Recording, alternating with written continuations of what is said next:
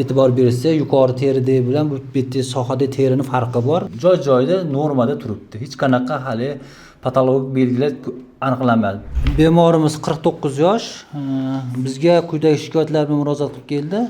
O'ng oyoq kaf sohasidagi shish, qizarish, ko'karish, harakatlarni cheklash, qo'ltiq oyog'ida yurishga shikoyat qilib kelyapti. Anamnezini surishtirganimizda bemorimiz 19 kun avval travma olgan va yashash joyida travmatolog nazoratda bo'lib rentgen qilingan gipsli langetada 19 kun 18 sutka davomida davolangan.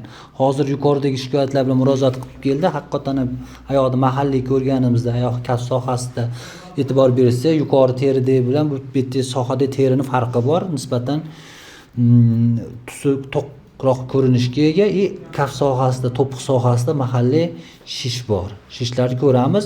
Shishlardan har xil turi bo'ladi. Barmoq bossiz qoladigan shish turi bor, barmoq bossiz shish qolmaydigan turi bor. Ko'proq bu bemorlarga tushuntira bilishimiz kerak. Shish nimani hisobiga bo'ladi? Uzoq vaqt gipsda turganda hisobiga oyoqdagi terining tagida mayda qon tomirlarida dimlanib turib qolishini hisobiga, qon aylanishini buzilishi hisobiga bo'ladigan holat bo'ladi. Palpatorni ko'rganimizda hech qanaqa suyaklarda patologik og'riqqa xos yoki qirtillash, suyaklarda bitmagan suyakda belgisini beradigan holat yo'q. Bo'g'imda jichcha harakat cheklangan, gipsda turgan hisobiga qatib qolish bor. Barmoqlarga yuklama berib ko'ramiz. Hech qanaqa og'riqqa reaksiya bildirmayapti. Kaf orqa tomonidan yuklama berib ko'rsak ham hech qanaqa belgi yo'q. Asosiy shikoyat og'riq, harakat cheklanishi, shish, harakat cheklanishi shikoyat.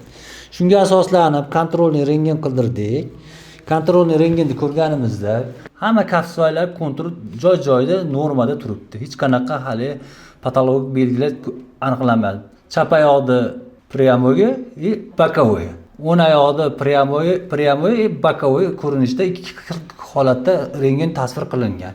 Ikki tasvir tomonidan to'g'ri va yon ko'rinishdagi rentgen tasvirlarda hech qanaqa oyoq kaf suyaklarida patologik belgi aniqlanmayapti. Suyaklar kontur joyida turibdi, singan, azallangan, bir mazollashgan, bu yerda bemorning yurishiga to'sqinlik qiladigan patologik belgi ko'rmayapti. Endi birlamchi artrozlar shakllangan. Salkam bemor 50 yoshga yaqinlashgani uchun kaf suyaklari orasida artroz bor xolos. Yiqilishiga olingan travmaga xos bo'lgan, yurmasligiga sabab bo'ladigan hech qanaqa oyoq kaf suyaklarida patologik belgi yoki nomutanosiblik aniqlanmayapti. O'ng oyoq kaf suyagini travmadan keyingi shishli limfostas holati paylarni mahalliy kontraktura, bo'g'imni mahalliy kontrakturasi degan xulosa berib turib, shunga asoslanib fiziologiyani yozamiz. Xudo xolasa ijobiy bemorda holat kuzatiladi lecheniyadan keyin. Har qanday bemorda gipsdan keyin reabilitatsiya davri bo'ladi. Shuni to'liq mukammal olib borsa, bemorda shuncha sog'lomlashish davri yaqqol ko'zga tashlanadi o'ziga. Qo'rquv bo'ladi ko'p bemorlarimizda. Qo'rquvni yo'qotish kerak. Shu bemorga qat'iy miyasiga tushuncha berishimiz kerak. Astoydil oyoqda qo'rquvni yo'qotib bosish kerak. Reabilitatsiyani qo'rqmasdan ko'pchilik bemorlarimiz qo'rquvni hisobiga qo'ltiqda oyoq, hassaga tayanish holatlari, hadonkada yurish holatlari bo'ladi yoki bitmagan bo'lsa sinib qolish holati bo'ladi degan tushuncha bo'ladi.